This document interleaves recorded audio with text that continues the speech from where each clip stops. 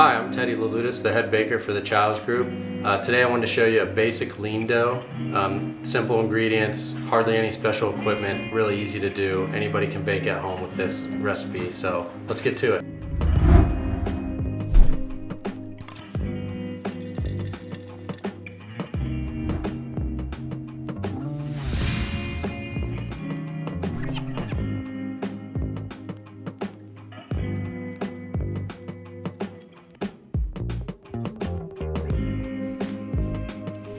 So this is our mise en place, our flour, our yeast, our salt, and our water.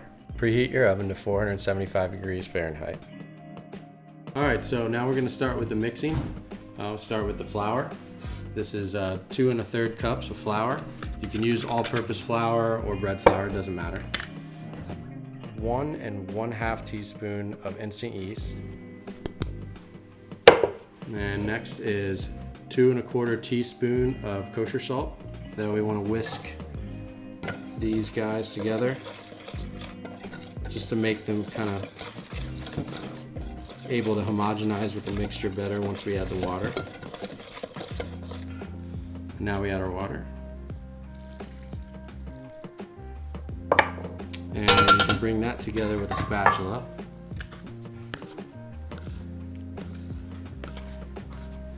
It's going to seem really sticky at first, but eventually it starts coming together. This is one of those doughs that we don't need a stand mixer. It's not a big deal. You can just kind of blend all the ingredients together and go through the rest of it. Okay, at this stage, everything's pretty much together. We want to let it rest for about 20 minutes. And then we'll start our first fold.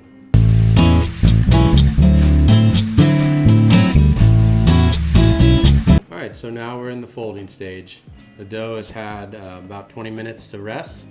So we're gonna do a series of turns, which is really pretty straightforward. Just pick up the dough, stretch it and fold it into the center. Get your hands wet, pick it up, stretch it, fold it to the center. When you do this, you're basically doing the work that you would be doing in a mixer. This is developing the gluten. And after a few turns, it starts to come together a little bit. You can push it on itself like this, flip it on itself, and let it sit for another 20 minutes.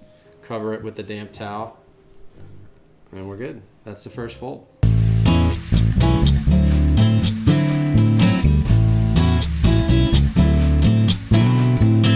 So now it's been 20 minutes and we're doing our second fold. So get your hands wet again and repeat the process. Stretch, fold it down to the center.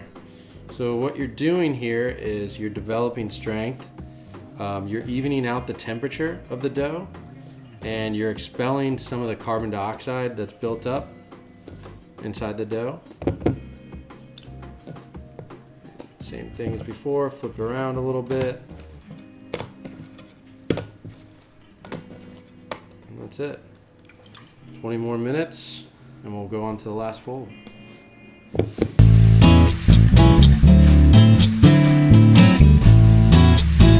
Okay, so now we're on our third and final fold. We'll do the same thing again, one last time. Get your hands wet, stretch the dough up, fold it into itself. Gluten should be fully developed now at this point. You can see it's a lot stronger, it's a lot more bubbly.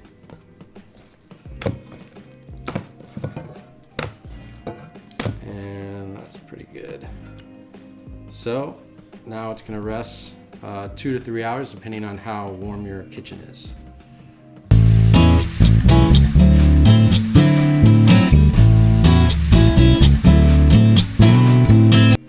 Okay, so now the dough's had a couple hours to sit, and you can see we've got some nice yeast bubbles, some pretty good activity.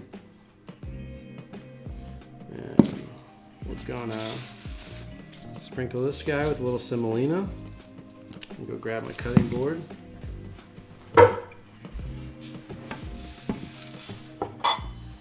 We'll dust this pretty liberally with flour. and turn it out onto the board.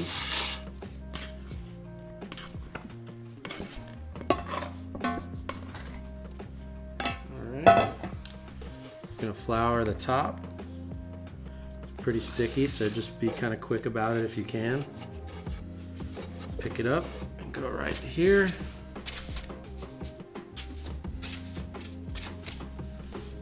Put some olive oil on top. And now it needs to sit and rest another 30 minutes to an hour.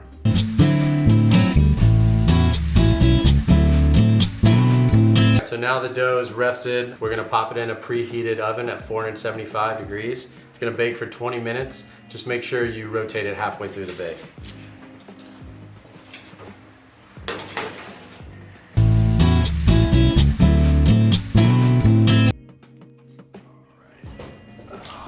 Oh yeah. So you know it's done when it has pretty even browning, and you can lift it up and kind of hear it on the bottom. So that's about it. This is what it should look like.